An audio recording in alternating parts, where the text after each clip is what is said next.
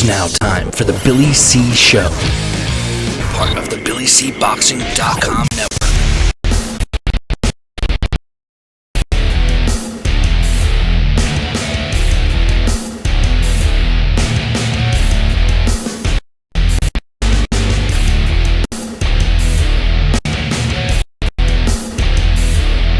And we're coming to you live from the Billy C Studios in Lake George, New York. I'm Bill Caliger, and it's time for the Billy C Show. Good morning, good day, good evening, whenever you're watching, whenever you're listening. I hope you're doing okay today. Today's show is being brought to us in part by Sal's Neighborhood Pizzeria and Italian Restaurant located in St. Simons Island, Georgia. Check out the website, www.salspizzeria.com. Or give my man a call, 912-268-2328, 912-268-2328. Today's show is also being brought to us in part by the Title Bout Championship computer game. Get yourself a copy right now.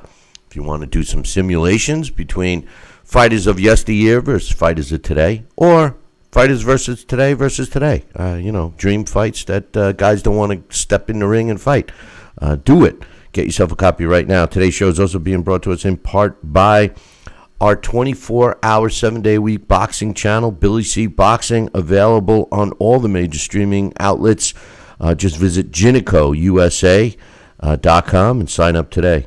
Today's show is also being brought to us in part by Kenny Bear's Barbecue Rub, and Kenny Bear's All-Purpose Seasoned Salt, and Kenny Bear's Cajun Spice, which is my favorite. Visit southerngourmetspice.com and get yourself a couple of bottles today. And finally, today's show is being brought to us in part by my book.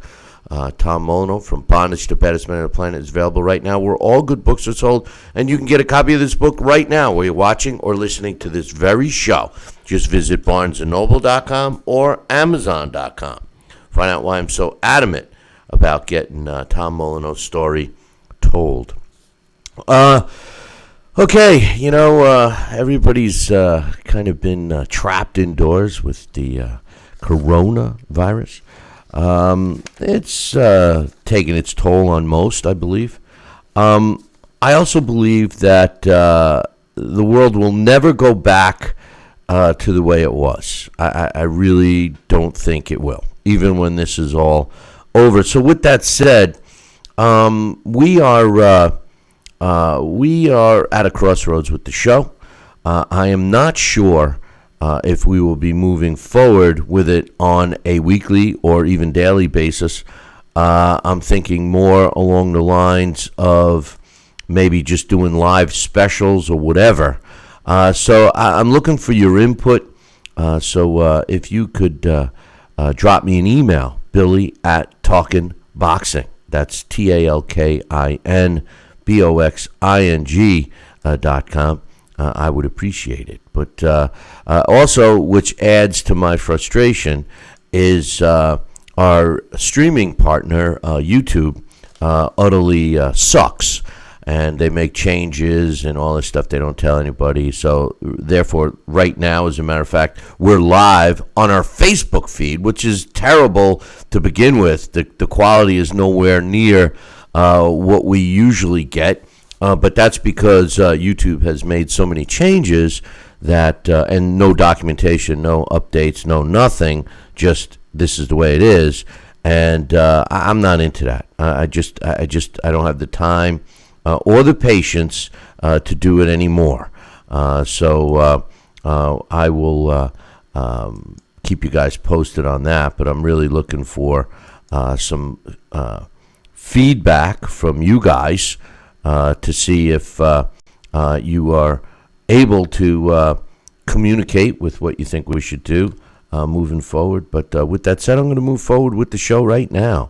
And here's what I got. Normally I kick off with doing some updates on news and what have you. But today I'm going to start off a little differently. What we have right now is an email that I received, my man Rick, and he says, I hope you guys are doing well. I've been catching up on as many old fights on YouTube as I can during the quarantine. I'm wondering if you have any recommendations. I'm really interested in some of the older fights if there's decent quality available, or maybe some of the lesser talked fights that I may not have seen before. Speaking of lesser talked fights, he says check out Briggs and France Bartha. If you haven't seen it already, it's an interesting heavyweight scrap while both guys were still solid contenders. I wrote some notes on the email at the time, and I would recommend people to go and watch Duran as a lightweight, Hector Camacho pre-Edwin Rosario, a fighter that had it all. He was pre-Edwin Rosario. He was an attack, fast, brilliant knockout. He did it all. Hector Camacho really, because his career lasted so long, I think a lot of people never got a chance to see Hector Camacho when he busted onto the scene and was like the guy. Any fight prior to the Edwin Rosario fight, Edwin Rosario opened up a can of whoop ass on Hector Camacho, and it changed Camacho's philosophy of how to fight forever. So I would recommend checking that out.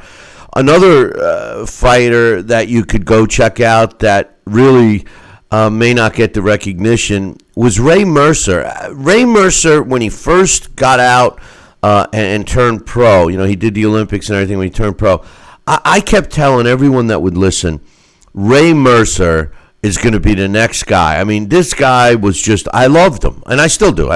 He's a friend. But check out his early fights. Of course, early Mike Tyson, Sonny Liston, pre-Ali. Anyway, I got into, writing these down, and I said to myself, you know what? What's my top favorite fights? The first 6 fights, 5-6 fights that came to mind. And these are the ones that I want to talk about. First and foremost, the first fight that comes to mind when people say to me, what's my favorite fights, has to be Tommy Hearns against Marvin Hagler. Those were the best 3 rounds of boxing that I ever saw live. It took place on April 15th in 1985 at Caesar's Palace. Tommy Hearns went into that fight 40 wins, 1 loss. His only loss coming at the hands of Sugar Ray Leonard. And Marvin Hagler,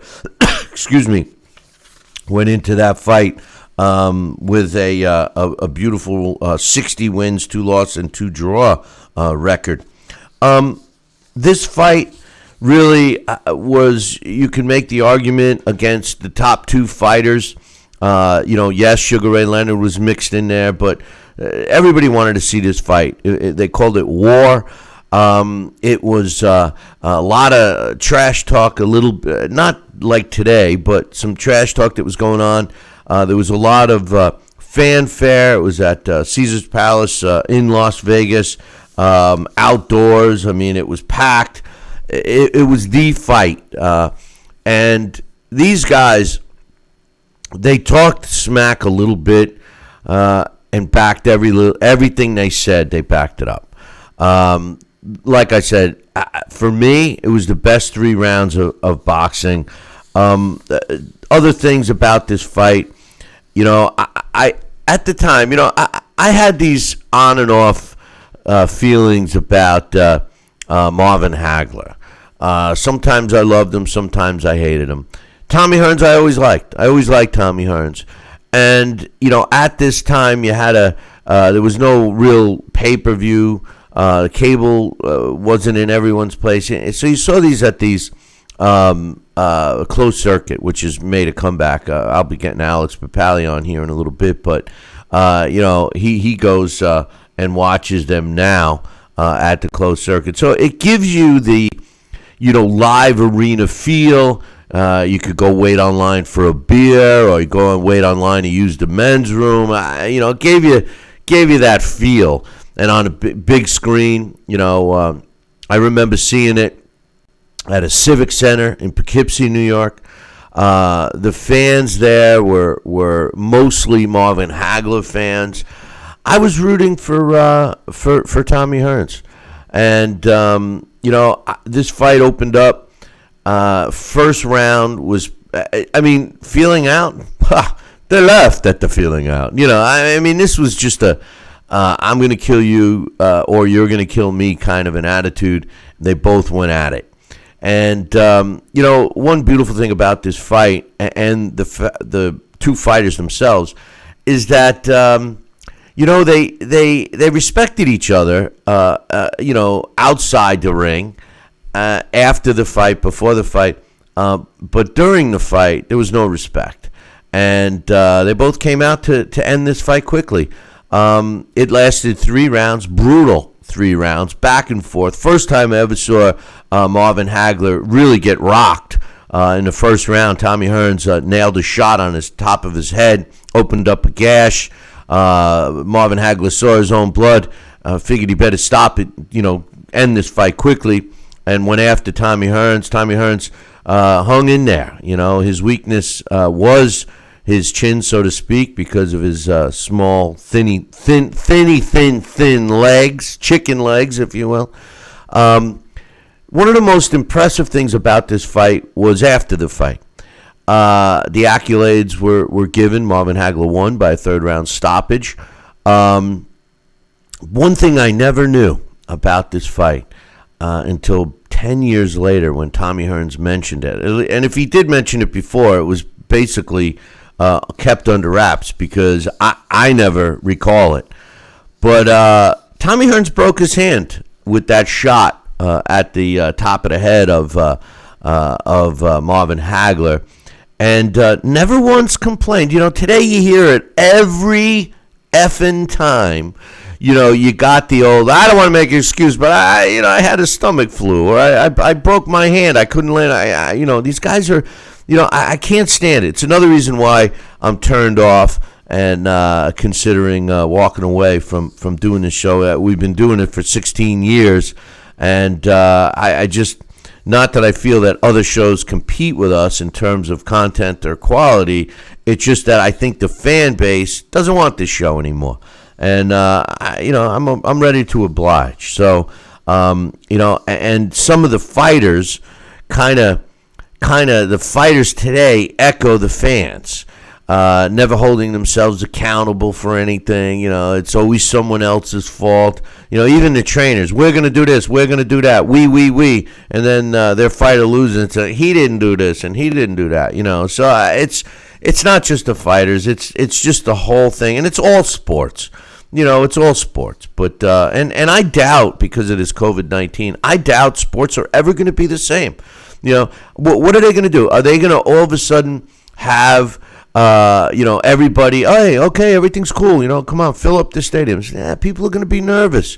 People are going to practice social distancing. It's also going to affect us as a society.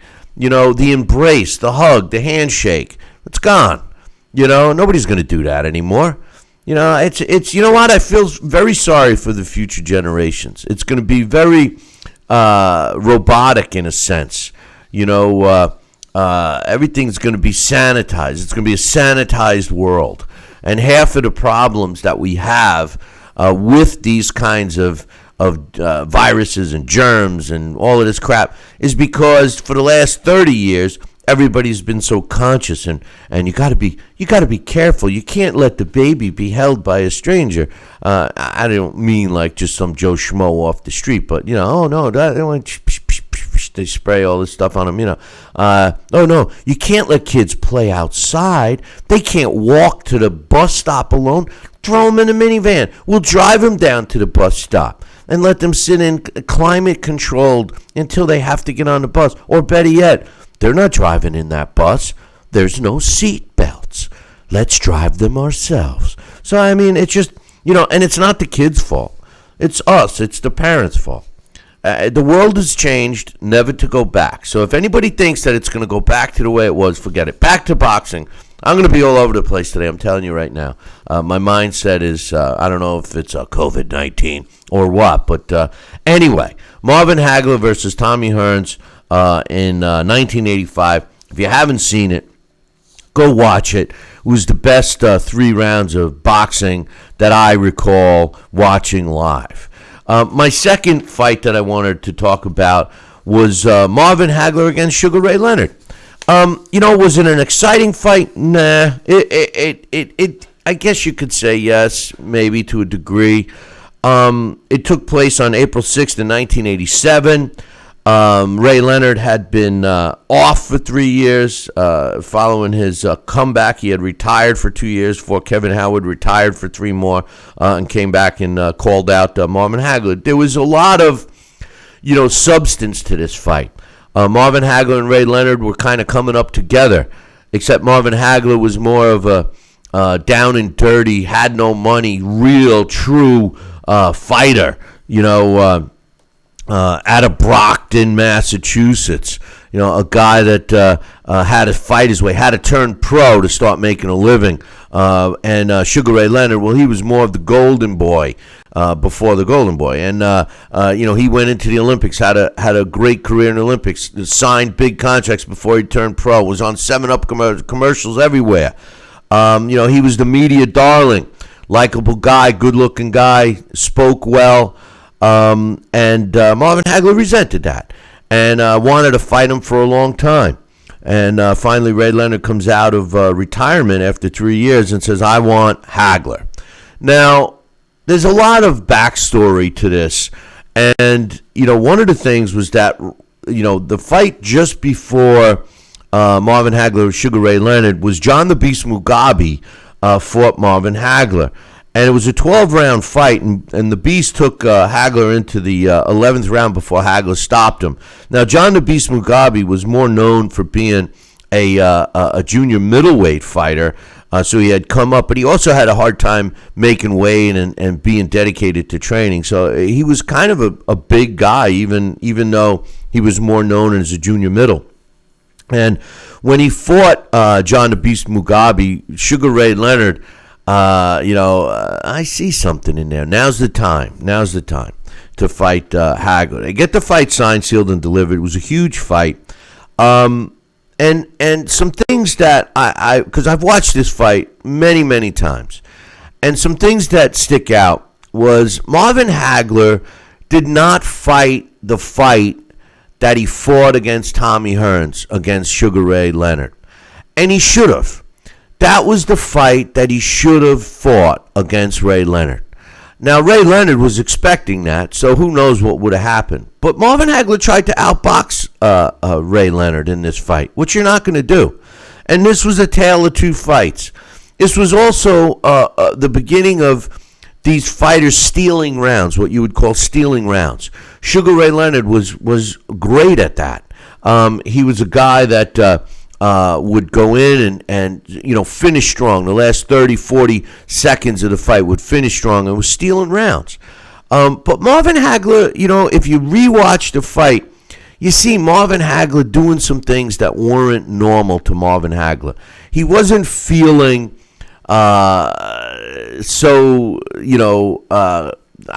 positive that he was sure of himself. The confidence level didn't seem there, especially when they were waiting for the announcement.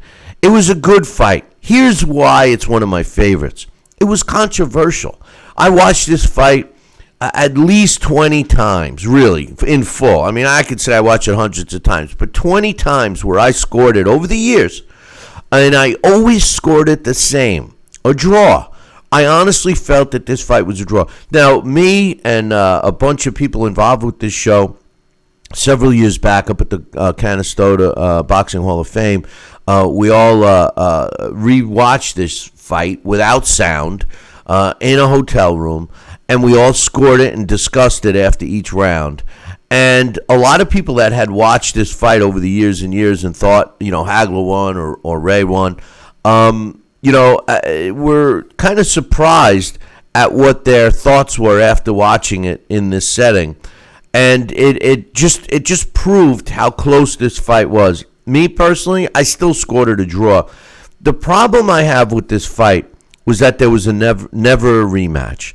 Marvin Hagler got so disgusted with the outcome of this fight that he walked away from the sport, never to return, which I also respect a lot from Hagler, because most fighters can't. Sugar Ray Leonard didn't. He retired, 3 times and came back each time. Marvin Hagler felt he got robbed.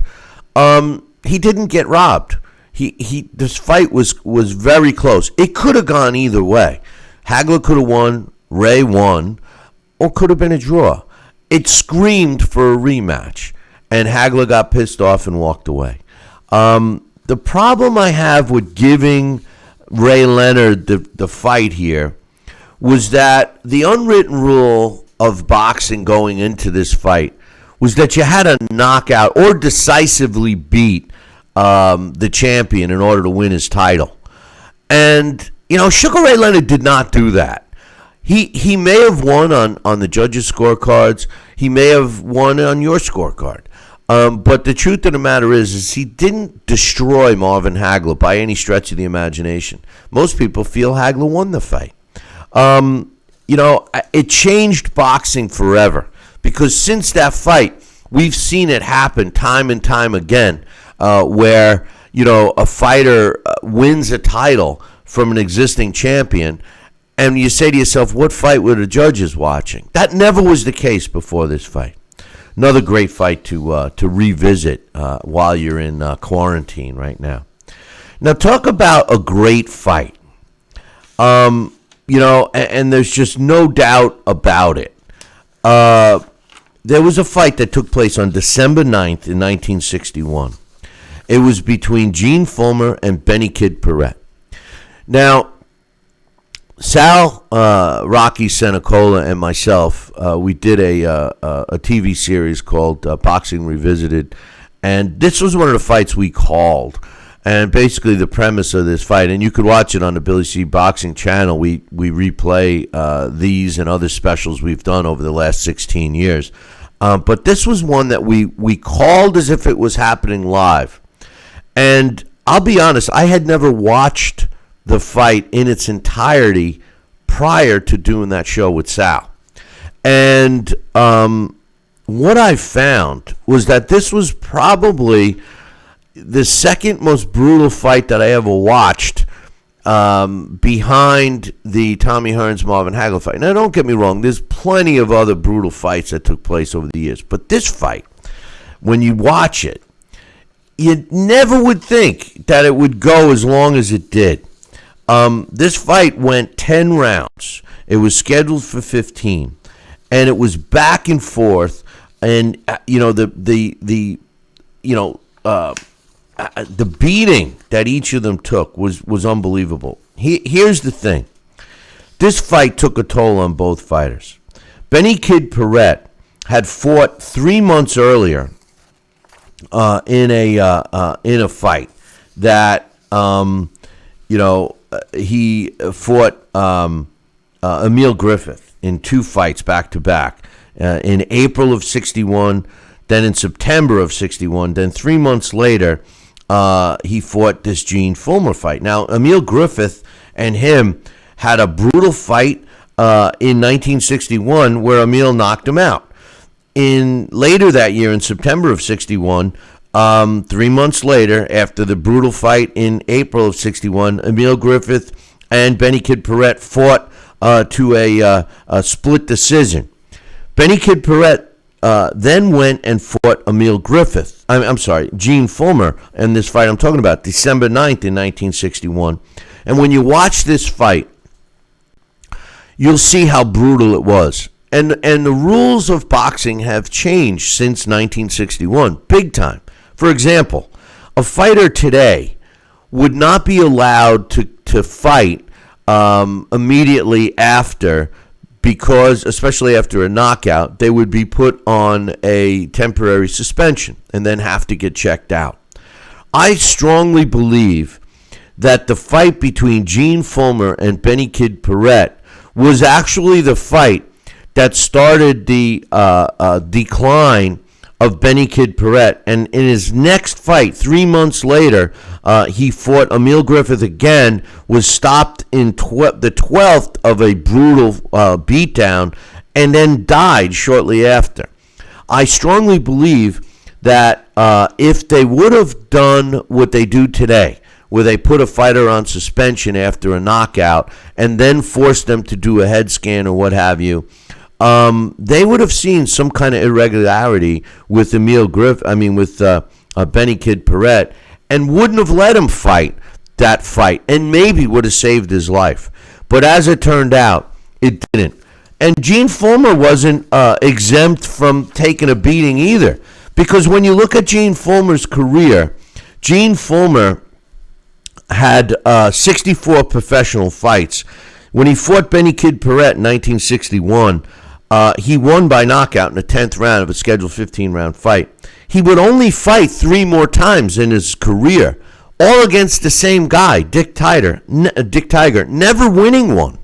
He lost a 15-round decision in October of 1962, which you could also see, because the distance between fights were never that long, you could also see that Gene Fullmer knew himself that he had been in a brutal fight with Benny Kid Paret, in December of 61, and let 10 months go by before he stepped in the ring again, and was not the same fighter. Lost a decision against Dick Tiger. Now, make no mistake, Dick Tiger was a great fighter, but then the next fight was a draw.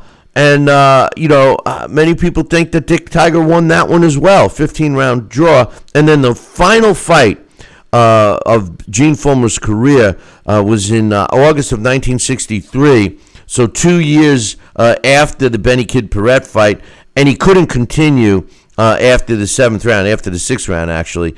It was a 7th round loss to, stoppage. So if you haven't ever seen that fight, Gene Fullmer against Benny Kid Paret, December 9th, 1961, that's another one to watch. My next favorite fight that I think you should go back and watch, listen, most people think of Roberto Duran as the Roberto Duran who fought Sugar Ray Leonard. No Mas, every young fight fan comes up to me, and if Roberto Duran's name gets mentioned, it's no Mas fight. Oh, he quit, he did, all this stuff. Roberto Duran was a killer at lightweight. There's no question about it, a killer. And if you go back and watch the fight on June 26th in 1972, when he won the lightweight title from Kenny Buchanan, was one of my favorite fights, not only in general, but of Roberto Duran. Roberto Duran would go on and fight, another 30 years almost. His last fight was in 2001, a 12-round decision loss to Hector Camacho at 50 years old. But this fight against Kenny Buchanan was a really good fighter. Duran was 28-0 going into that fight at Madison Square Garden in 1972.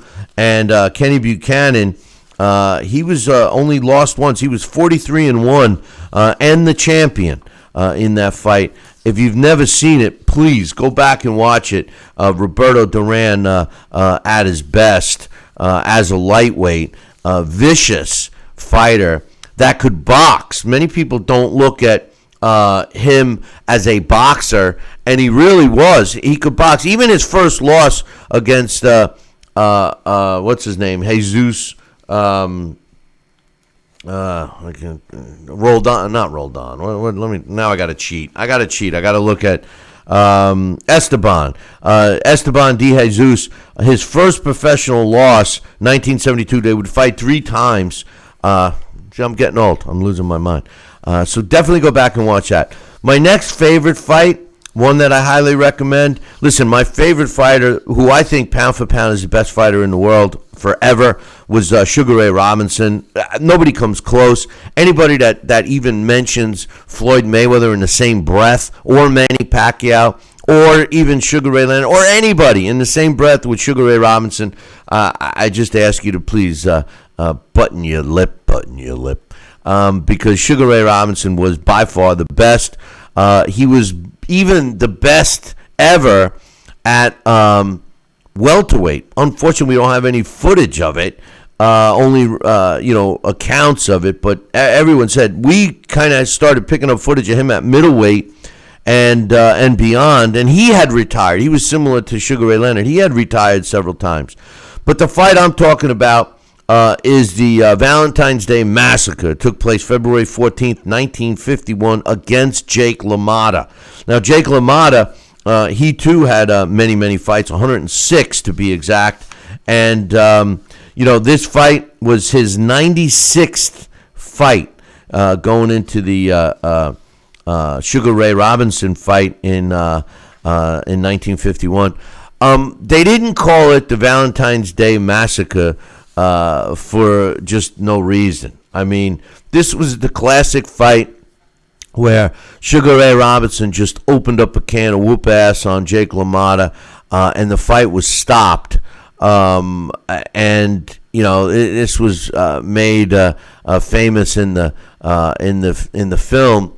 You didn't put me down, Ray. You didn't put me down. Yeah, he was beaten to a pulp against the ropes, and the fight was stopped. Another great fight to watch for sure. My last one, the sixth fight, I strongly recommend you to watch, but I have to put an asterisk next to it because when you punch it up and watch it, you're going to find that the footage is kind of hard to watch and to really appreciate. This was a very meaningful fight in the sport of boxing, and it really goes down as one of my favorites because of the meaning behind it. And, I'm a historian. I've read lots of boxing books. I've specifically have been fans of both of these fighters, and both of their stories are great. And I'm talking about the heavyweight showdown that took place on July 4th in 1910 between Jack Johnson and James Jeffries. Jack Johnson was, in my opinion, and everybody that has watched this show for at least since we've been doing it, 16 years, knows I'm not a big fan of Floyd Mayweather. I'm not a big fan because Floyd Mayweather seemingly took the easy way out after he became Money Mayweather. I've given him the accolades he deserves when he fought under the Top Rank banner. He did fight some tough fights, but he went the safety route, and I kind of respect the money that he made and how he did it, but I don't respect him for saying he's the best because he really didn't prove it. Jack Johnson, though, was very similar in style to Floyd Mayweather. Now, when you watch this, if you've never seen the fight, you're going to say, what are you talking about, Billy C? Well, what I mean by this is Jack Johnson was a defensive genius. You couldn't hit the guy. He was a monster in his time, but keep in mind, he was only 6 foot tall, 6 foot 1/2 inch to be exact. But he was a monster compared to the other heavyweights. And this guy, if you read the stories about him, and all the books, I've read so many books on Jack Johnson, ranging from the one he wrote where he's like a superhero, to many ones that I've read. I have so many books of Jack Johnson, and I know his history like inside and out, and the fighters that he fought and all this stuff. And the thing about Jack Johnson was he kind of toyed with his opponents. He was so much better than them from a boxing prowess, and this is where I give him, I compare him to Floyd, because Floyd was a great boxer, and so was Jack Johnson. And Jack Johnson he toyed with his opponents, sort of like, I remember they referred to him sort of like a cat would toy with a mouse, and that's the way Jack Johnson was. He would toy with them, beat them up, and then stop them. White fighters, you got to remember this was Jim Crow America. The African Americans had to really withstand a lot of prejudice, and Jack Johnson really resented it. Didn't like it. Wanted to make which I don't blame him. Wanted to make a stand for it. So when he fought white fighters, he kind of beat them up a little harder than he would fellow black fighters. But James Jeffries, he had been the heavyweight champion. He had fought 21 fights prior to the Jack Johnson fight and was undefeated. was 19 wins and 2 draws. This was a guy that retired as a champion. In his last fight, he fought Jack Monroe and knocked him out and retired. And as was the custom then, you weren't the champ until you lost your belt in the ring. So James Jeffries actually picked his 2 guys that should fight for his title, and was the referee in the fight. I mean, then he went off on his alfalfa farm and was farming and put on all this weight. Well, Jim Crow America was, here we are watching Jack Johnson just destroy everyone. And, it killed people to see a black man as the world heavyweight champion at the time. And they begged James Jeffries to come out of retirement to beat his ass. Everybody thought James Jeffries, including himself, was unbeatable. They thought that James Jeffries there was nobody on the planet that could stand in the ring with James Jeffries and win. Therefore, why should he continue fighting? That was the mentality. Well, they begged and pleaded and begged and pleaded. And finally, after a 6-year retirement, James Jeffries comes out and agrees and fights Jack Johnson. Trained for a year. So really they made the agreement of a year earlier. He shed all this weight. He was well over 300 and some odd pounds and came into this fight physically looking great.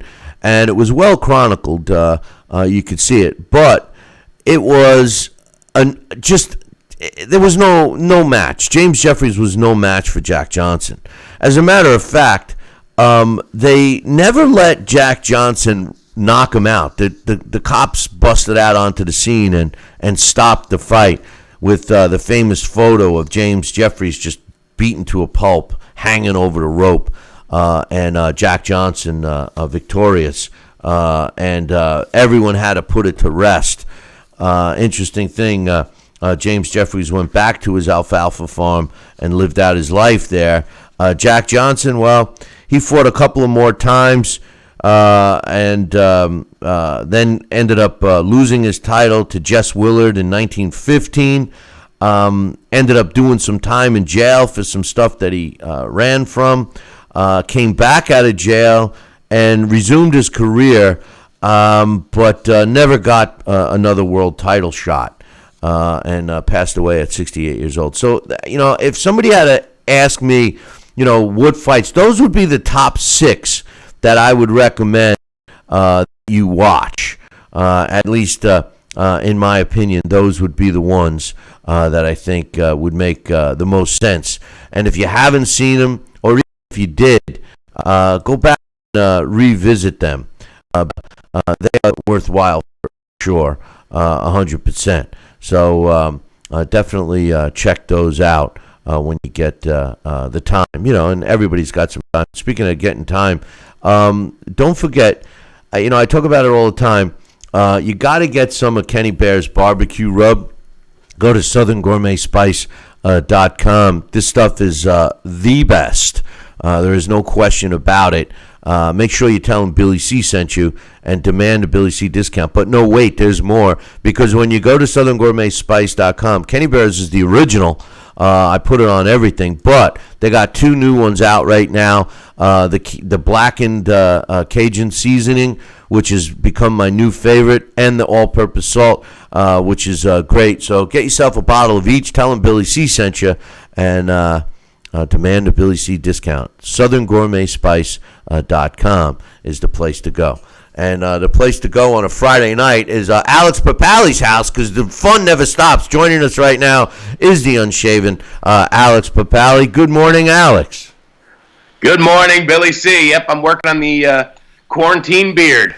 Yeah, I just to get off topic, when I opened the show, I'm so frustrated with everything. Our streaming partner, number one, which makes me not even want to do this anymore. And like I was saying, we may go a route now that we just do specials, once a month or something like that, or after a big fight, because it's the fan base has disappointed me, the sport has disappointed me, but more more than anything, the coronavirus has disappointed me because to be honest with you, Alex, the world has changed. It's never going to be the same.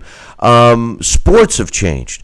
I can't imagine going to a football or baseball game where maybe you're not even going to be allowed to go. Maybe they're going to do social distancing. What are they going to do? Space seats away? You and I, when we see each other after time, we give a hug. Are we going to be able to hug each other anymore? Are people going to shake hands? Are we going to be wearing masks all the time because we're going to be afraid? I mean, it's just, and then to get even deeper, and I waited to talk to you about it because I know that you'll have an opinion, but mentally, people have changed. They're not going to be the same anymore. I think we're going to become callous. I think that humanity is not going to be as loving as they used to be. I don't think so. I think by keeping the distance and eliminating that emotion that you get when you see someone and a handshake, a hug, a kiss, is all gone. I guess the good news is dogs and cats are going to be getting a lot more love from their owners, right? But anyway, what do you think? Do you think the world will ever go back? It's funny you say that because my sister sent me an email the other day that had an editorial by a dog and an editorial by the cat, and the cat couldn't wait for things to open up so their owners would go back to work. And the dog couldn't wait. He thought it was very sensible to keep things closed. Yeah. They enjoy ball. They enjoy walks. Yes. That's so true. That's so true. Because, my old saying with a cat, you call a dog and they come. You call a cat, they say, leave me a message, maybe I'll get back to you, and it's so true. Cats, they want you on their terms, specifically at feeding time. They love you. And then after that, you're begging for attention from the cat. Dogs, it's different. It's like, hey, could you give me a break? Could you I got to get up. Can you get off my feet? Stuff like that. But do you think the world's ever going to go back to what it was? Or is there going to be a new normal? And that new normal is social distancing, not handshake, hugs, kisses, masks all the time. What do you think? I hope we do get back to something close to normal. I think you're right that some things are going to change, and probably for quite a while, if not forever. I saw something last night. The NBA is still planning on a fall start as usual. So that means that they think that by the fall, people could start coming to games. I'm not sure if that's, at least from what I hear, that sounds like it might be a little overly optimistic. From what I've heard is that restaurants will go, you'll never pick up a menu at a restaurant again. You'll have to look at the menu on your phone. That way they don't have something they keep handing to people. Your server might come to you with a mask on or with a PPE on. So some things are going to be weird, and maybe for a while, but we're primates, Bill. We need that connection, that human, skin-on-skin connection, not to be too sexy here on a Sunday morning. But, that's the thing. I don't know about you, but I miss that. It's nice to do Zoom with friends, and, that's a lot of fun. That's something you could do, is you could actually watch something on Netflix together with a couple of people, but it's not the same to watch it when you're all on screens compared to the energy you get with two human beings in the same room, or more than 10 human beings in the same room. I guess that's the real dangerous thing. But you're right. This thing is a difficult period. I think that, I know just for me, my governor is literally encouraging people to stay home and order food from their favorite restaurant. That's deadly for me. So yeah, it's a difficult time, and I think that things will be different. Having a server come over with a mask isn't as scary as thinking that the cook doesn't have a mask on. Right.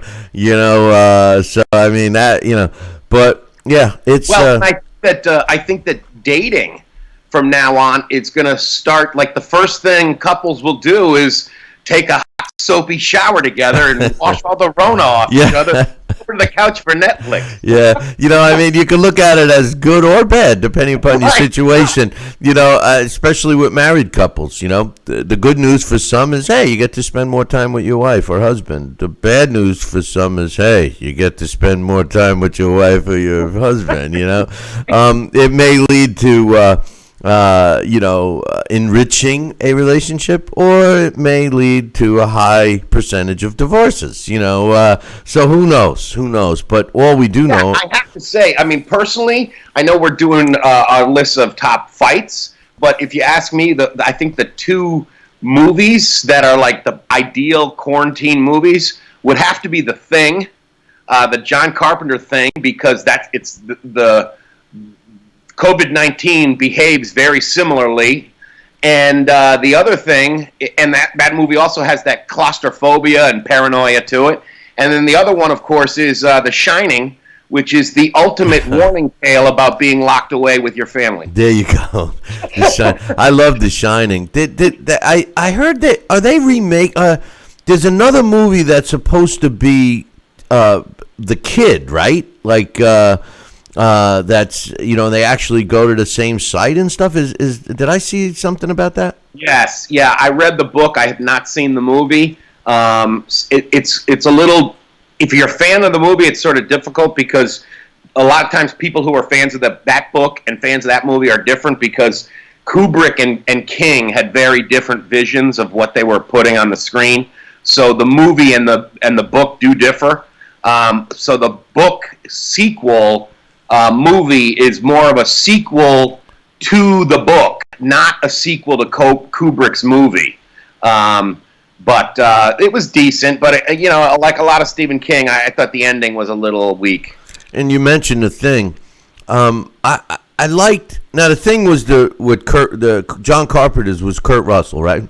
Yep, Kurt Russell. Okay. There was an original Thing that wasn't that one that I kind of liked better.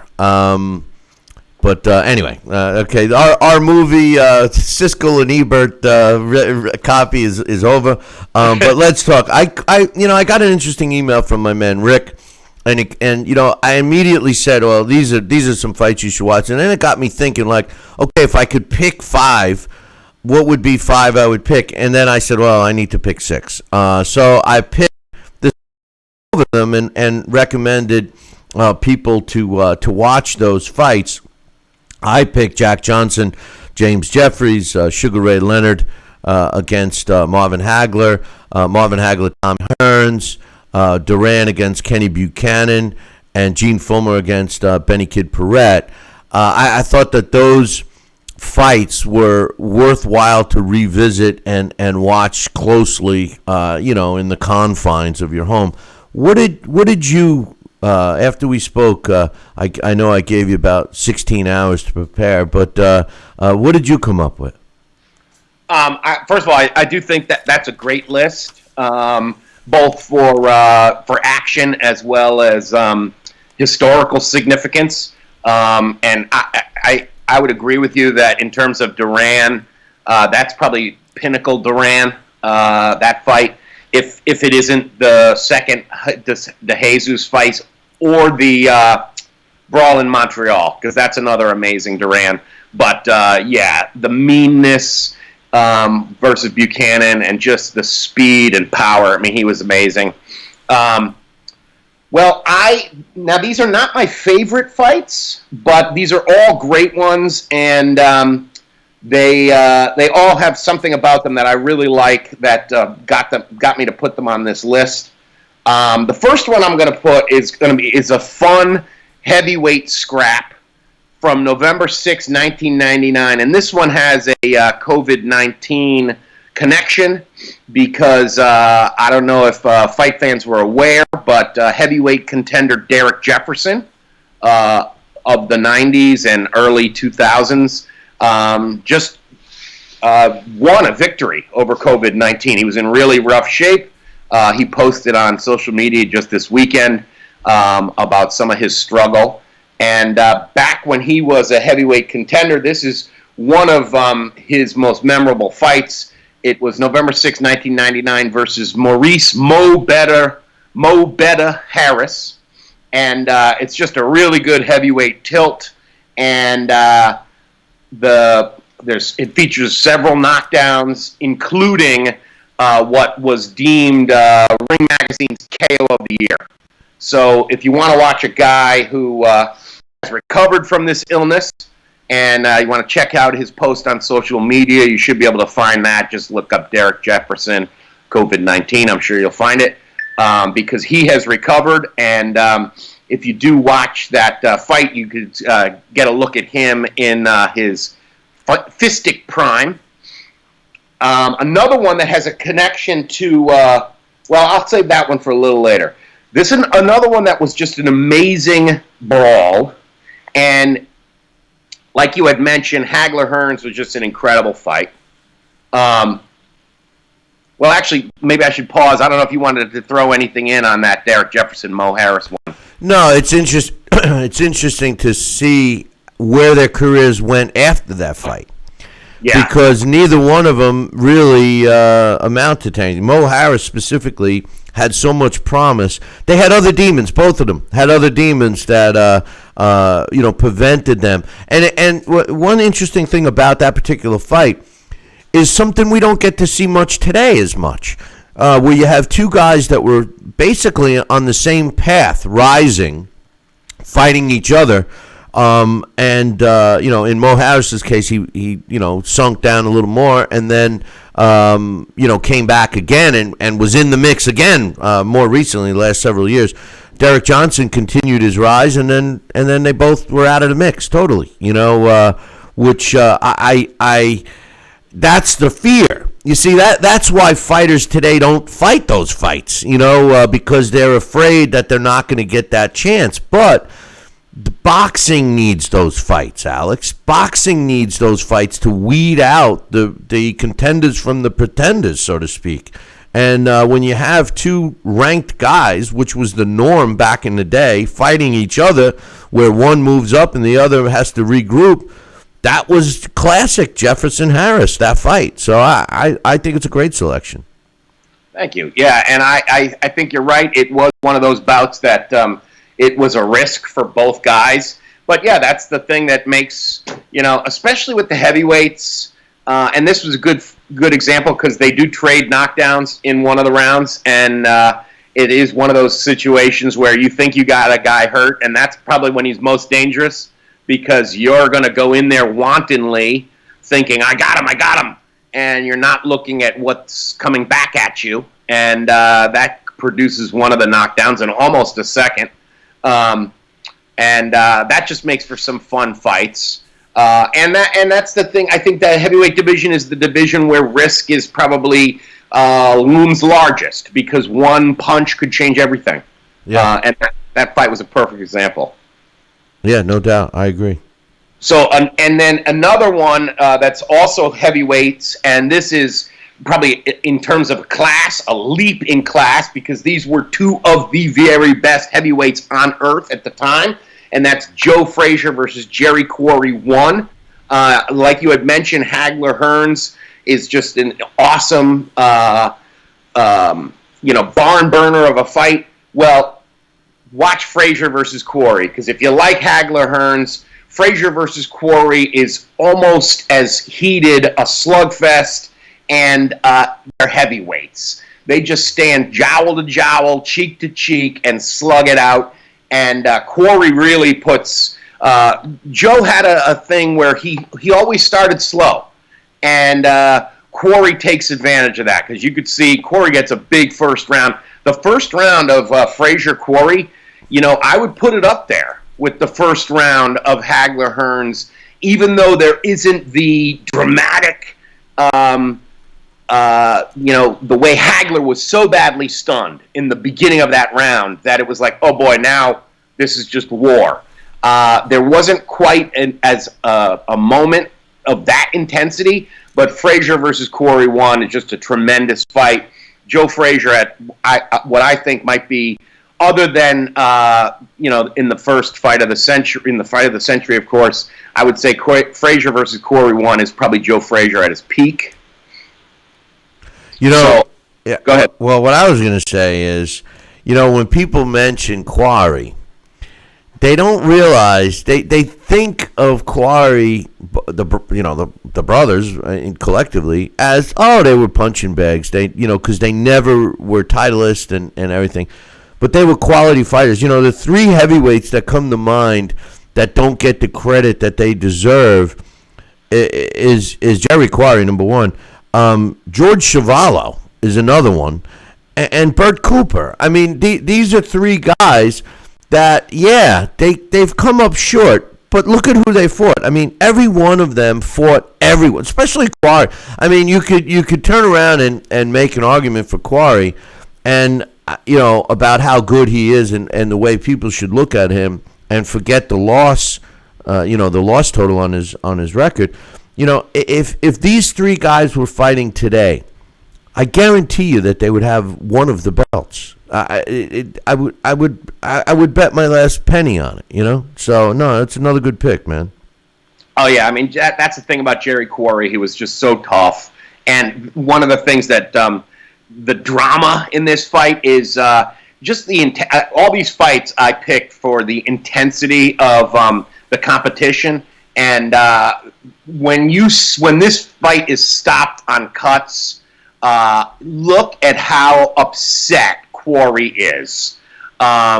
It's amazing. The guy was just a fierce competitor, and it was a bummer for him because his skin failed him.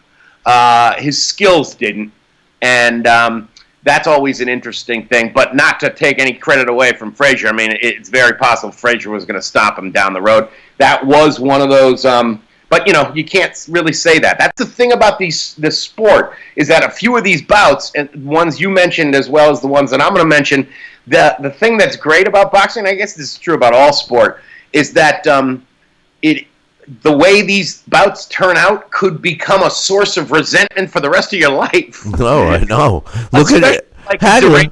Cannon. No, but Hagler. Yeah, absolutely. I mean, come on. For me, that's a national holiday for resentment, April 6th. But you're right. I mean, I think another one, Kenny Buchanan, I'm sure that's a source. Like he has mentioned that he's never been able to go to the bathroom without thinking about Duran. But the thing with those two is that their careers continued on for many years after, especially Duran. Hagler walked away never to return. And that is very, very difficult in today's world of boxing because of the, people being lured in with money and, coming back for that fight. I mean, another guy that I give credit to is Klitschko. He was tempted a few times and didn't. Lennox Lewis is probably up there too. He retired as champion, never to return.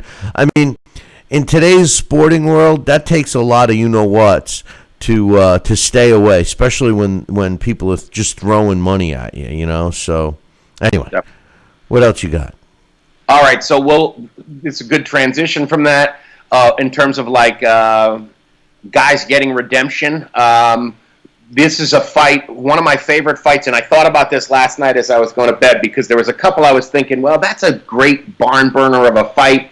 That's definitely worth watching, but this one is just one that was always one of my favorites, and that's Tommy Hearns versus Juan Domingo Roldan. It occurred October 29th, 1987. It was Tommy Hearns' fifth fight after losing to Marvelous Marvin Hagler. And think about that. It is his fifth fight. 1987, almost Halloween, he fought Marvin Hagler on April 15th, 1985. So less than 3 years go by, and he's had 5 fights. That's a much higher pace than these days. And especially considering the brutality of the loss to Hagler. Juan Domingo Roldan, of course, is the one who is credited with it's sort of a dubious knockdown of Marvelous Marvin Hagler, but he's the one who is the only man to ever put the Marvelous One on the deck. And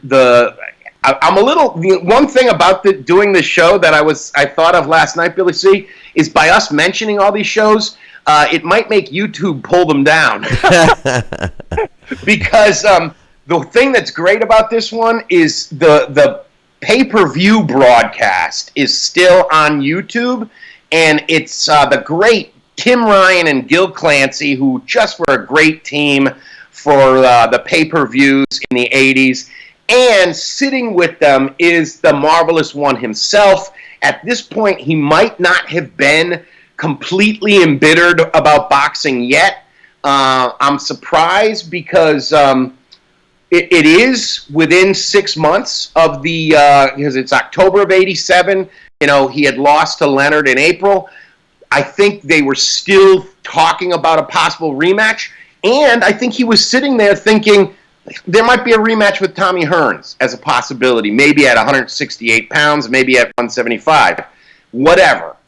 It does make for some great commentary to listen to the Marvelous One's comments on, both of his ex-opponents, and it's a hell of a fight. And just a really tough fight. Hearns just does incredible body punching. Roldan, just a tough guy from Argentina, takes a pounding and gets stopped, and Hearns picks up his fourth world title in as many weight classes. And for me, one of the things that is burned into my memory is the way Tommy Hearns, and maybe it was because I had Hagler's such a big hero to me, I always remember that moment where the fallen Hearns is being carried to his corner after being knocked out by Hagler. And this was the absolute opposite of that. When Hearns stops Roldan, he is overjoyed. And the camera's like over his shoulder, and he sort of pumps his fist 4 times, and then a big stomp and puts his hands straight up in the air. And it's just this magnificent little personal celebration for what he has just accomplished. And it just, for me, it felt great as a boxing fan to watch that, because you can't, I don't know, for me, I love Marvin Hagler, but Marvin Hagler isn't what he is without the hot Tommy Hearns fight. So, of course, it's one of those moments where it's one of those really fun knockout fights that I enjoyed. Probably wasn't fun for Juan Roldan because it's one of those faced first KOs, and those tend to be the most dramatic. Roldan is a fighter that should get more credit because he fought some tough. He was in some tough fights, but nobody had a meaner face look than Tommy Hearns. He was mean. He was mean looking when he had his fight face on. I can't think of anyone that had a meaner. Even Mike Tyson. Maybe Sonny Liston, the Sonny Liston just stare. But Tommy Hearns, his whole face contorted to this viciousness. Like the Hitman. I love Tommy Hearns. But anyway, what else you got? So now the next one in terms of tough guy swagger, this is a great one. And this is part of this fight that made me watch this, because I don't remember ever watching the whole fight. I remember seeing clips and reading about it, but I don't remember seeing the whole thing until probably this year. I've mentioned a few times how I enjoy Mike Tyson's podcast. He had Sugar Ray Leonard on not too long ago, and he talks to Ray Leonard with just reverence about how when he was a kid, he remembers watching Sugar Ray versus Wilfred Benitez. And this, at the time, that was just a clash with the two best welterweights on earth. And Ray Leonard is 23, Benitez is 21. It's a tough, competitive 15-rounder. That's the other thing. I wanted to make sure to have a 15-rounder on this list. It goes 15 competitive rounds.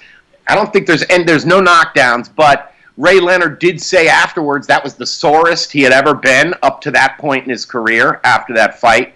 And just when you look at the just the toughness and the stare downs, it probably is one of the best stare downs of all time. And the amount of swagger that these two guys bring to the ring, The only fight that I think was probably close that I remember, like within, going to myself, that I think had a similar comparison was maybe the first Pernell Whitaker versus Buddy McGirt fight, because that was a very intense, competitive welterweight fight. But this is even more so. It's a hell of a fight, definitely worth a watch, because Benitez is probably the guy. We always talk about the Fab Four of the 80s. If it was a Fab Five, the fifth, it was Wilfred Benitez. Yeah, no, there's no doubt, and it's a shame that he gets left out sometimes when you're discussing that. It's just that the Fab Four, so to speak, were so up at the top, and the fact that they fought each other in all those round robins, if you will, made the difference. So, you have another one or two? Two left. Okay, now this one, again, for resentments, nursing resentments, this is another great one. Trinidad versus Vargas. Yes. You said that. December, I believe it was December 2nd, 2000. And one of the things that was great about it was it came at the end of a year, the first year, or, well, depending on how you score it, whether 2001 or 2000 is the first year of the new century, So I've heard different people argue that. But the fight was incredible. It was, December 2nd, 2000. And at the time, they were both undefeated. If anything, Fernando Vargas was probably, a little too green. But he was one of these guys, he wanted the world. And he was just a bold, aggressive fighter, and he was probably just a little bit too green versus Felix Trinidad. But man, he tried his ass off, and it was just a stunning first round where you can't believe that Vargas survives it, but he does. It goes 12 intense rounds. Some of the best fighting of most competitive and memorable 154-pound championship fight ever. And there's so many dramatic elements. It's got knockdowns. It has dastardly low blows that some people will never forgive Felix Trinidad for. And you go ahead and watch it yourself, and you see the timing of them, and you see if they weren't dastardly. But just a tremendous fight, and I think it assured fight fans that not only because this, remember, 2000 started in February with the first Barrera-Morales fight, which was amazing. And then in the summer, we had Mosley De La Hoya, so it was like, wow, this is going to be, maybe the next century will be good. Y2K, there's nothing about it, it's all fantasy. And then we saw this fight, Trinidad Vargas, which was so intense. It assured fight fans that, there will be intense brawls and bad blood type brawls in the 21st century, and that's a good thing. Fernando Vargas, he was a classic case of being rushed a little too much. I loved Fernando, and in some tough fights too soon. And that was definitely one of them. And there was another kid, Francisco Bajado, or I forget his name. He was like another guy that busted out onto the scene when he was a teenager and just skyrocketed. And he put him in so many tough fights. He ended up having a short-lived career. So it's a catch-22. I want to see fights. I want to see meaningful fights, but I don't want to see the kids either. You know what I mean? I mean, it has to be a happy medium. But no doubt, I'm glad you brought Fernando into the mix, because I hope he still seems to be a fan favorite. But I hope that people don't forget him, because he was really good. And if you see him now, you're like, I think Fernando's in there somewhere. Him and what's his face is put on some Amir Khan, not Amir Khan. Who is the guy? that flew in on the magic carpet. I'm Prince Nassim Ahmed. Hassim Ahmed. It was one of the greatest ring entrances I ever saw when he came in on the magic carpet. But he's put on some extra bambinos as well. But Yeah, I mean, I think that's the thing. That fight was just amazing. There's some incredible left hook exchanges in that fight. Fernando Vargas, just really a stunningly good boxer for his age, and it's sort of like a Mike Tyson in that sense, in that he had incredible talent and explosiveness young, and then, things were harder to maintain or adapt his style as he get older, and some of his speed and explosive faded, as well as, that Trinidad bout took a lot out of him. I mean, if you want to see a tremendous-looking young fighter, his win over Yori Boy Campos, man, he just looks amazing that night. But yeah, that fight, Trinidad Vargas, and you're right, Vargas is a guy who's been on the Hall of Fame ballot a couple of times. He's probably not going to make it, but when you look at Trinidad, De La Hoya, Mosley, they all had great fights with Fernando Vargas. Even Winky Wright, one of Winky Wright's best wins. Best fights was a fight where he lost a close majority decision to Fernando Vargas. And that was one of those moments where, at the time, at the beginning of this century, junior middleweight was a pretty hot division, as it is now, actually. Yeah, no, it's no doubt about that. What was your last one? Okay, so my last one, of course, has another connection today because I have a fight poster of it, and I noticed yesterday, I was like, oh, the anniversary is Sunday.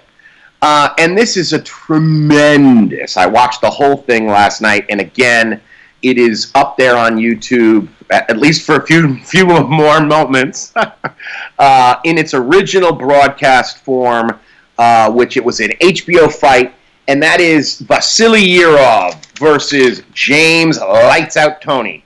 And it took place April 26, 2003, so 17 years ago today.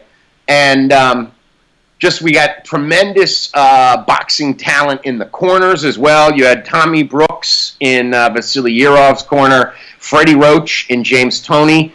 It was a cruiserweight bout, and this was really just a stunning fight. One of the things that I was a little disappointed was that there was no Larry Merchant on the broadcast. It's just Lampley and the late Emmanuel Stewart. And it's one of those moments where the action gets so heated, you hear Emmanuel Stewart saying, "Oh my God!" Yeah. He's repeatedly saying, "Oh my God, look at this!" The 12th round is stunning, but it is even up until the firefight, lots of swagger between both these guys. They stare each other down at the end of every single round. Vasily Yurov chooses to stand between rounds, and it's one of those things that I've always heard, that's maybe not a wise choice, because eventually what happens if you get tired and then you sit down? You've sent a very powerful message to the other corner that, wow, I'm weakening him. And that's exactly what happens. I'm not sure if it's the 10th or 11th, but Yurov finally takes a seat. The other thing that's interesting about it is that it's a fight where HBO seemed to be, or at least Lampley and Letterman, seemed completely convinced by the punch stat numbers of who was winning. And then when the scores were read, it was lopsided the other way for Toney. And then when you looked at the final CompuBox numbers, they were fascinating, because even though Vasily Yurov threw a ridiculous over 1,000 punches, James Toney landed almost every other shot he threw. He scored 47% of his punches. So it was really one of those fights where it was quality versus quantity, and it's just a hotly competitive, contested fight. And there's just the 12th round is stunning. That's what turned me off to HBO and Jim Lampley, because once Punch Stats came out, he started basing his commentary on those punch stats. And then what followed that was that commentary and those punch stats became robbery fights. It was a robbery. It was, and I don't think that's the right way to call a fight. I think the way to call a fight is to call the action that's happening in front of you. That's it. Yeah, you want to refer to something else, fine. Jim Lampley got to the point where he would wait for the stats to be handed to him, and then he would comment on the round of who won based on those stats. I thought it was terrible. The stats in boxing, the punch stats, are just like the sport itself. It's subjective to the person keeping track. If you went back and did it after the fact, and you were able to stop after every landed punch or watch a video, replay it, stop it, and see did the punch actually land or not, I would take those stats after that as more of legit statistics versus subjective opinion of two guys that are sitting ringside with a laptop and hitting a button when it's a punch that lands, and they have two choices, a jab or a power shot. Every punch other than a jab is a power shot. And should you knock a guy out with a jab, it goes in the book as a jab, not a power shot, even though you knocked him out. So I think that the punch stats, although they're a conversation piece, I've said this many, many times, you know that, I don't think that people should use them as a statistic like in other sports. You're up at bat 10 times, you get 5 hits, you're batting 500. It's a statistic. It's right there. It's cut and dry. It's math. Boxing is subjective. I'm saying that the punch landed. You're saying it grazed him. You're not going to score it. Who's right? Yeah, we could give a million arguments why I'm right. You can give a million why you're right. And here we are relying on two other guys that are doing the same thing from a subjective standpoint. I'm sorry, but the punch stats are a conversation piece only. They should not be used as true statistics like they have been over the last, dozen years or so. Yeah, I think this fight is a good example of the argument about how important are they, because I think I really enjoy them. I think they are the way HBO, when they first started using them, would always introduce them as, here's the CompuBox numbers. Remember, CompuBox, this is a quantitative look at the fight, not necessarily a qualitative. And that's exactly the way to keep them in mind, because this fight was a perfect example. And this is what I was surprised that Harold Letterman and Jim Lampley didn't point out, was that, and it's prize fighting. So what we got to keep an eye on is damage. And if you look at that fight, sure, Yurov was definitely pushing the action, making the fight in the sense that he was throwing much more punches, but a lot of the punches were grazing shots, and whereas Tony's punches, there was fewer of them, but they were mean, hard hooks. Look at the face of Yurov, the swelling compared to Tony at the end. And I think that was the thing that the three judges all had it pretty lopsided for James Toney. But Jim Lampley and Harold Letterman saw it much differently. And I think that might be swaying them. I'm not sure if if they're looking at the punch numbers on their monitor at the same time, because if they are, that is going to affect you. Yurov was an interesting fighter. People forget he fought Baby Joe Macy, ended Baby Joe Macy's career for all intent purposes. After the brain scan of that, Baby Joe Macy was done. I got the luxury of meeting Yurov. I had a fighter at the time, Ken Craven, who we fought Yurov in it's a whole other story, the adventure in the Dakotas. We were trapped on an Indian reservation because mountain lions were ripping people apart, and we were not allowed to leave the facility. But and the other strange thing was, we were all on the same plane. We were on the same plane. We got into the same bus. It was like a limo bus type thing that took us for the 2-hour drive from the airport into the middle of the nowhere land where they had this place. And it was strange because we were all with them. But Yurov was a quiet guy, brought all his own food with him, refused to eat anything else, was a vegetarian, I believe. It's all he had.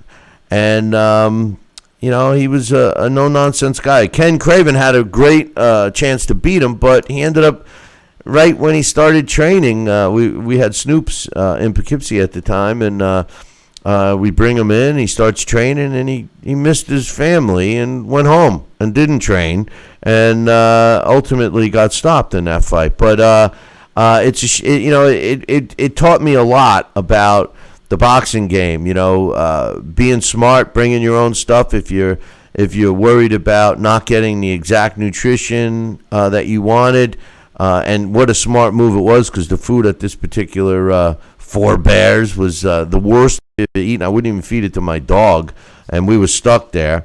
And it also shows you, if you're a fighter and you're not giving it 100%, if you're not preparing 100%, the hell are you doing it for? It was quite the learning experience. But anyway, Jurov never really got back on top, if you really look at it, and he was a decent fighter. Yeah, and I think this is one of those bouts that it was probably one of the greatest cruiserweight fights of all time, and certainly because one of the other, like I had mentioned, I wanted to put a 15-rounder in here. The one I was thinking about was the first Holyfield-Cowie fight, because that was an intense fight too. But I think this one might have been a little more brutal. Vasily Yurov, it's Steve Smoger as the referee, so that's one of those things. In the final round, you could have argued to stop it, and it sounded like Emmanuel Stewart even wanted it stopped. But because it's one of those things, there's a point where Yurov is out on his feet. And to me, that's the most, because this sport, to me, I don't know. I'm a guy who loves superheroes. So when I see these guys do something preternatural, that's what stuns me. And I remember when Tim Bradley, when he was out on his feet versus Ruslan Provodnikov, there's a moment like that in the 12th round where Yurov is fighting on automatic pilot. I don't know how he's staying up, and he's still punching. And Tony is punching, and that's really when Emmanuel Stewart is just going, "Oh my God, look at this!" Well, I appreciate you giving us those fights, and just for everybody stuck indoors, whatever. There's so many great fights. The Riddick Bowe fights against Andrew Golota are great to watch. Just so many. But the ones that Alex and I just gave you are the ones that may not have been, the most common fights people talk about, but you should go watch them. Especially, that Gene Fullmer Benny Kid Paret fight was, and I think the reason why it made such an impact on me is because when Sal and I did that event, it was kind of the first time I ever watched that fight in its entirety. As a matter of fact, neither one of us knew what the outcome was. So it was in a sense watching it live. I guess I'm wrong. I knew what the outcome was, but I didn't know it was like that kind of. I knew that Benny Kid Paret lost the fight, but I didn't realize. And then when I did more, dug into it as we were preparing for that, to see where they both ended up in their next fights. Unfortunately for Benny Kid Paret, he fought too soon and didn't live after his next fight against Emil Griffith.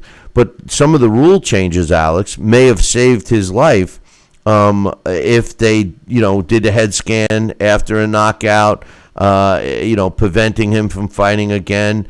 Gene Fullmer actually knew that he took a beating in that fight. He did not fight for about a year after that. And then his last 3 fights, he didn't win one against Dick Tiger. So very interesting fight that I think a lot of people did not see, at least, the younger fans now, that I would go back and watch. And then the other fights too, Alex, like the Jack Johnson-James Jeffries fight, what significance there was behind that fight.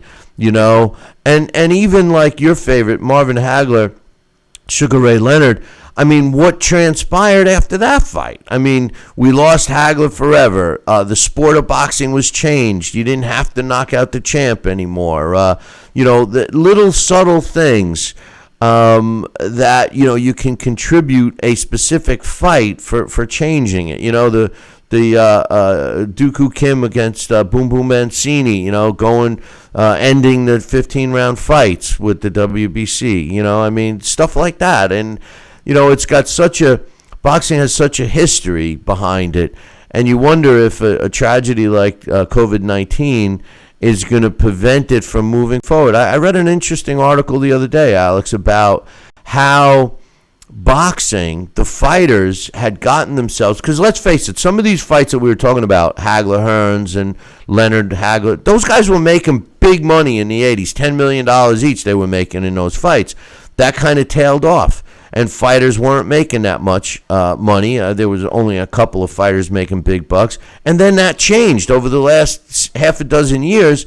The top fighters are making big money again. Well, I read an interesting article that stated that the COVID-19 is actually going to be pulling money out of these fighters' pockets, because in order for them to be successful, how are they going to ever demand the top money they got back into making to get people to watch again? Sports are different. The other sports, football, baseball, basketball, they have TV contracts. It's a team oriented. They have leagues that help. They have unions that help. So the rates, the salaries, the money that they make is kind of fixed. Boxing isn't. You lose a fight or you have a bad performance, your value goes out the window. It's going to be interesting to see what this pandemic does to the sport of boxing specifically. Absolutely. And I think, you bring up, and I've heard this discussed, well, a few things. One, we're very lucky because, like you pointed out, there's so many great fights to watch on YouTube, and boxing is, I think, more than any other sport, the most rewatchable. I used to love watching the Knicks, but I've never gone on YouTube to watch an old Knick game. No, you very rarely do other sports, maybe highlights, but very rarely do you watch a game, the result. I don't. But with boxing, it's because like Joyce Carol Oates always said, every fight's a story. And if you participate in the drama when you rewatch it. So it's by far the most rewatchable sport. In terms of going forward, that's one of the things I've heard is that maybe sports would go on, but you would have this very weird situation where the athletes would have to be, tested. They would have, take their temperature or whatever. They would also have to be tracked. You'd put them up in hotels and stuff and make sure that they don't get contact with other people. They'd be like slaves because you wouldn't want them to have that risk of infection. So, I'm not sure how this is going to work. Things are going to change. We will see something interesting. I think it's worth watching at least to see what's his name, big ego man there, Dana White does with this Enter the Dragon type island of combat. I can't help but think of the Bruce Lee movie that he wants to have fights. I think he might have found a state in someplace landlocked, but he was thinking about doing it on an island, having a fight island. Yeah, then they canceled that. He was gonna, and so then what is it, Jacksonville? I think they're talking about. Well, they're revisiting it now. It's got to be Florida. It's got to be in Florida. Well, Florida said it was okay again, and think people are opening up, and you have to, in my opinion, because the only other solution if you're going to keep people quarantined? Well, better buckle down, because in order to beat it totally, it's going to take years. So truthfully, because there's carriers, and people could be sitting in quarantine right now as a carrier. They don't know how long it stays in a system with someone who's a carrier, not just someone that has it, but a carrier. You got somebody sitting in quarantine for several weeks, and then they come out, everybody okay, and it starts the whole process over again, stronger. Yeah, and that's the part that gets me, where it's just like the thing is that my mother, my mother has a compromised immune system, and she loves ice cream.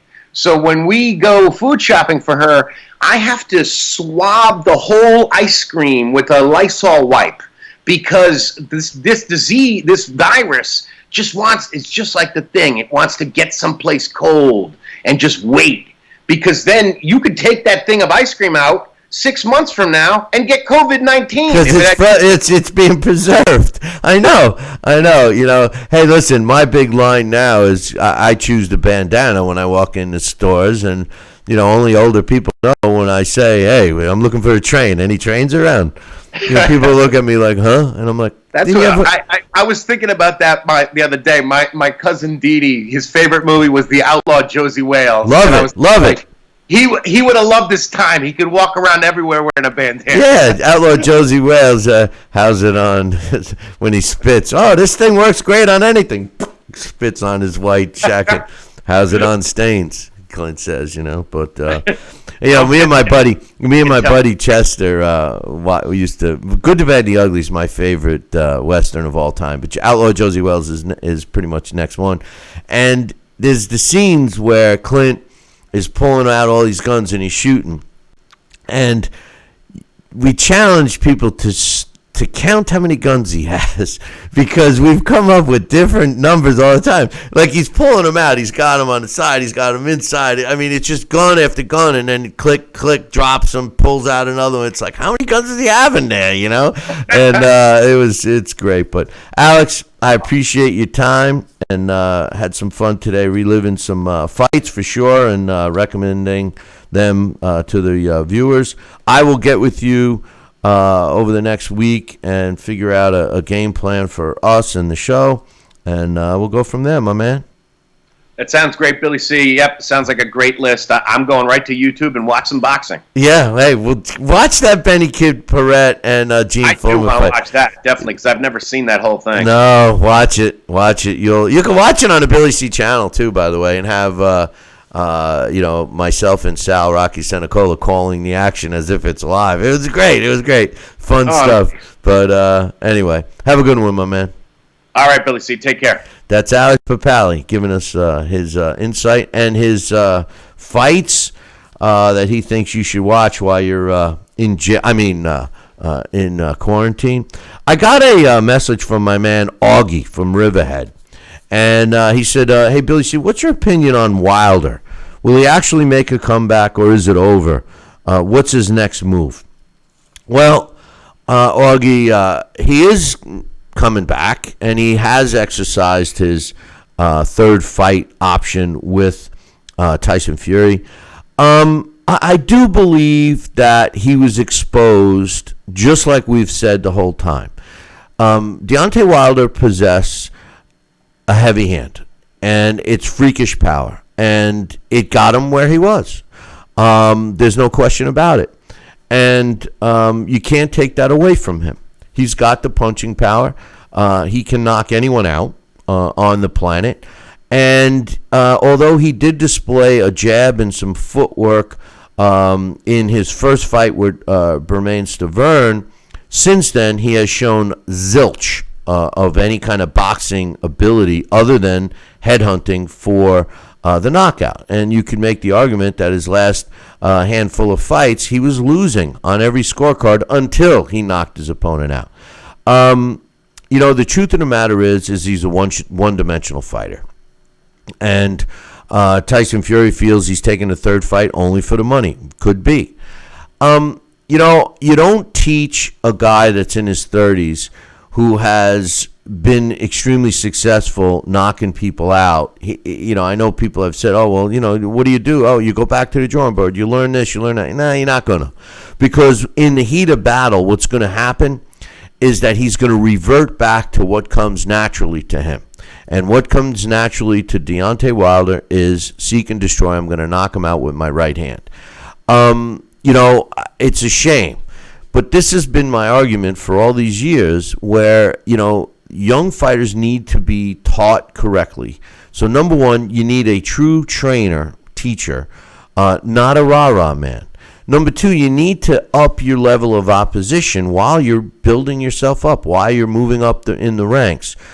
Overprotecting and coddling fighters don't do it. The bad habits just get basically solidified. They get reinforced by the Yahoo, the Yah men, the people that are what he said, stuff like that.